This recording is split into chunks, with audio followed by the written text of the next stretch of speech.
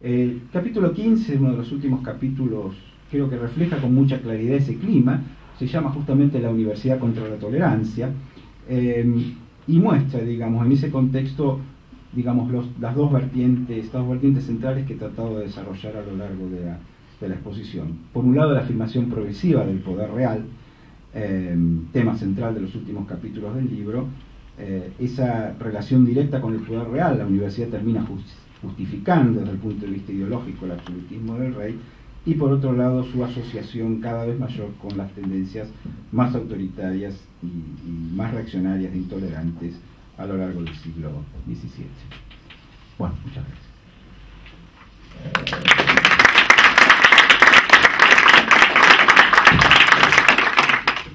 Mencionaste al principio a las universidades de París, de Bolonia y de Oxford como las tres referencias en el mundo medieval. Ahora, ¿qué diferencias tenía la Universidad de París con sus contemporáneas de Bolonia y de Oxford, por ejemplo?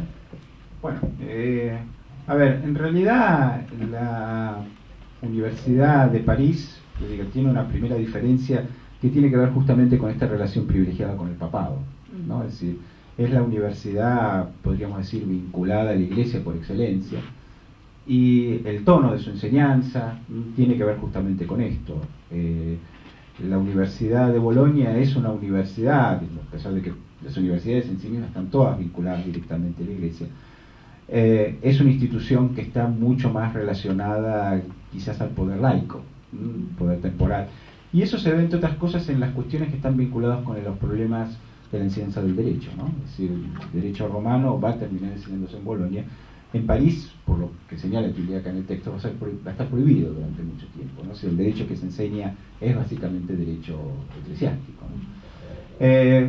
Y la otra cuestión que, digamos, él señala en relación a Oxford es, digamos, el tema de una institución universitaria menos vinculada al pensamiento especulativo, ¿no? Que de todas maneras, digamos, sobre eso también hay límites, porque esas son las características que tiene el pensamiento y que tiene la enseñanza, ¿no? Dice, bueno, Oxford tiene una tendencia mucho mayor al pensamiento práctico, ¿no? Sin que sea una cuestión que él desarrolla en el texto, pero básicamente yo diría, digamos, ahí hay como dos modelos, uno más hasta cierto punto, ¿no? Porque, digamos, estas son cuestiones que hay que tomarlas siempre con pinzas.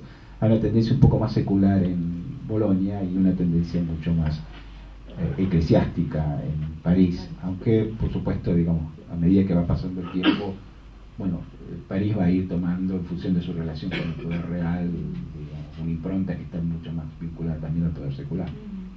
Ahora, vinculado con esto, el autor plantea que siempre la Universidad de París tuvo una vocación internacional, ¿no? E incluso cuenta cómo se opone la universidad a la apertura de otras universidades que podían competir de algún modo con ella. ¿Qué prestigio tenía la Universidad de París internacionalmente en ese mundo medieval? Bueno, digamos, en principio ese prestigio internacional está dado por el estatus privilegiado que da el Papa. Entonces, digamos, si hay un lugar en el que, digamos, privilegiado para la formación de los porque bueno, esta universidad forma fundamentalmente sacerdotes, digamos, ese lugar es París, y digamos, eso por supuesto está directamente vinculado con ese lugar, ese estatus, digamos, privilegiado que le otorga el papado. En alguna medida esa situación se va a ir perdiendo fundamentalmente porque la institución universitaria es una institución que empieza a generalizarse, ¿no? Es una institución que empieza a crecer a lo largo de empiezan a fundarse nuevas universidades, por un lado, y por supuesto la otra cuestión que lo va a limitar también va a ser el quiebre del mundo cristiano en el siglo XVI, digamos, a partir de la Reforma Luterana, y bueno, eso va a hacer que indudablemente quede como referencia del mundo católico cada vez más, pero digamos con la limitación que impone también en ese mismo proceso de internacionalización el quiebre. Pero yo diría de todos modos que esa fue una característica central, que el autor la marca con mucha insistencia en el texto, ¿no? Esta idea de, bueno, de que vienen estudiantes de toda Europa, y que incluso, digamos, esa división en naciones, ¿no? Naciones vinculadas a la idea de patria chica, ¿no? Es lo que marca la universidad que es en definitiva la unión de las naciones. Y que también se van transformando esas naciones a medida que esos lugares también van sufriendo otros van procesos políticos, ¿no? Aparecen algunas, desaparecen. Exactamente, ¿no? Esto está muy vinculado también a los problemas relacionados con las transformaciones religioso.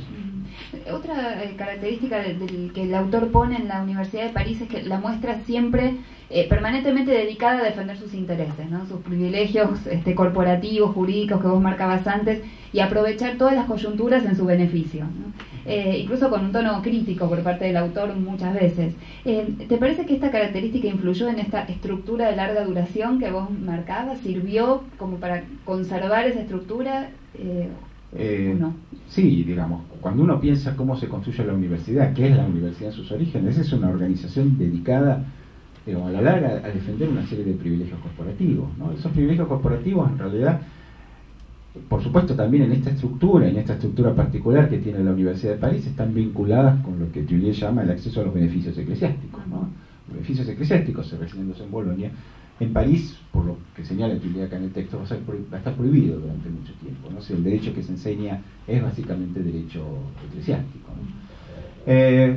Y la otra cuestión que, digamos, él señala en relación a Oxford es, digamos, el tema de una institución universitaria menos vinculada al pensamiento especulativo, ¿no? Que de todas maneras, digamos, sobre eso también hay límites, porque, digamos, esas son las características que tiene el pensamiento y que tiene la enseñanza, ¿no? Dice, bueno, Oxford tiene una tendencia mucho mayor al pensamiento práctico, ¿no? Sin que sea una cuestión que él desarrolle en el texto, pero básicamente yo diría, digamos, ahí hay como dos modelos, uno más hasta cierto punto, ¿no? Porque, digamos, estas son cuestiones que hay que tomarlas siempre con pinzas.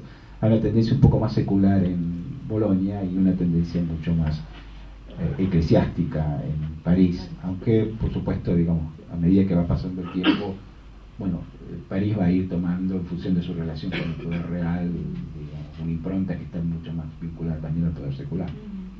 Ahora, vinculado con esto, el autor plantea que siempre la Universidad de París tuvo una vocación internacional, ¿no? E incluso cuenta cómo se opone la universidad a la apertura de otras universidades que podían competir de algún modo con ella. ¿Qué prestigio tenía la Universidad de París internacionalmente en ese mundo medieval? Bueno, digamos, en principio ese prestigio internacional está dado por el estatus privilegiado que da el Papa.